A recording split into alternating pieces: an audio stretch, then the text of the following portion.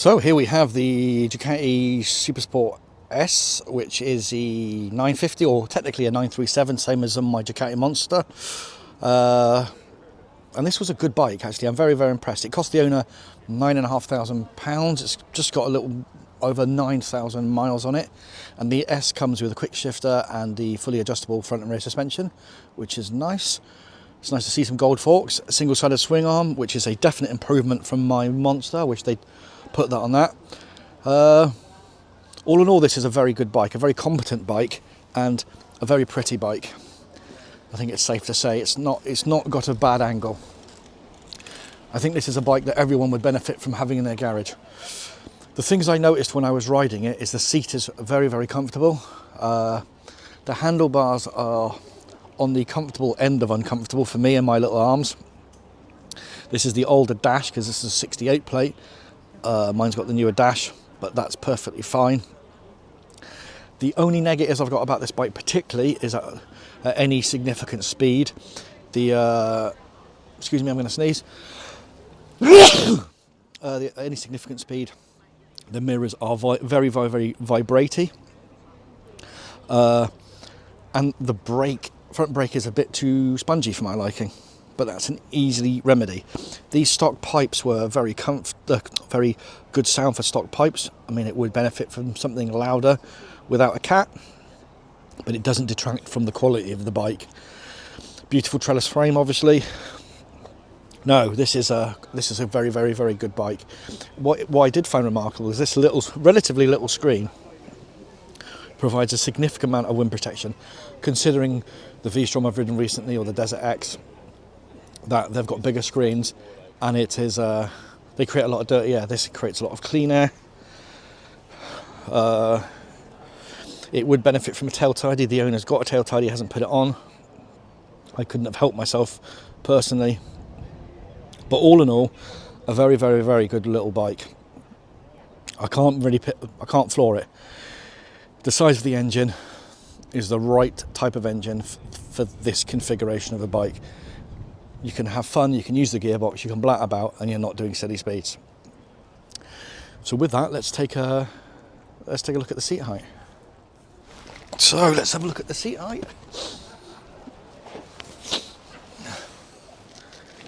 Yeah, it's really comfortable to sit on.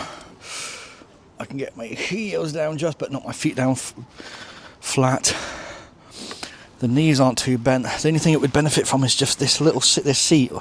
What's more, the frame really was just half an inch each side, a bit thinner. But then you're into Panigale territory, and I don't know why you'd buy one of them instead of this. So the Ducati 950 Supersport S, which has actually got the same engine as my Monster. This one is on a 68 plate, so 2018. The owner paid £9,500 for it. It's done, I think, 9,000 miles, there or thereabouts. It's got stock exhausts. I sat on one a few times when in a showroom, and they were a bit too bent over for me, but actually riding it isn't too bad.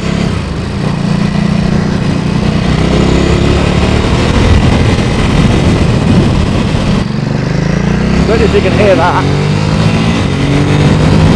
Quick shift is nice. Nice little bit of overrun.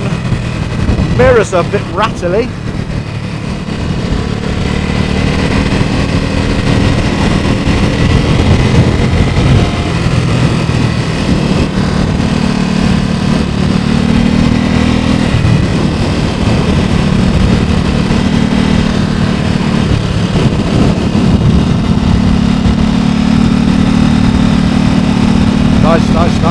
Nice.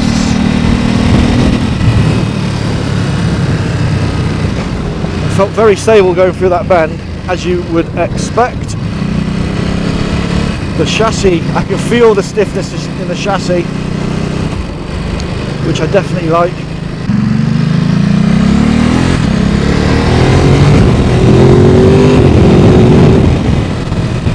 to love these bikes in conditions like this. We are going to take these into the city, where for me this type of bike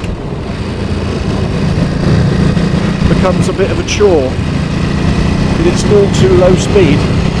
Because I think even though this is you're on your wrists a bit, when you're riding purposefully, your mind's not on your wrists. But the minute you're not riding purposefully, all you can think about is how uncomfortable. There's very few people, me included, that would say no to having this in their stable.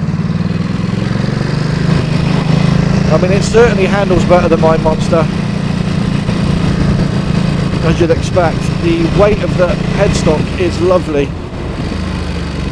My only gripe is I don't like this front brake. It's very, very spongy. Maybe not spongy, there's just so much play in it. Let's try a little third gear. Go! Nice. This is a part of the reason I like other people's bikes reviews. They're real bikes. They're not sat at a dealership with a handful of miles. They've been run in. So here we see 20 mile an hour. Particularly in my throttle hand, I can feel the weight. Now, I will preface that with my tiny little T-Rex arm, so perhaps leaning over more than most. So not long back from taking the Ducati Supersport out, and I have to say that's a very good bike. After a little while it did get uncomfortable for me on my wrists, but that's to be expected. But that's not to say it wasn't more comfortable than I thought it was going to be, and it certainly was.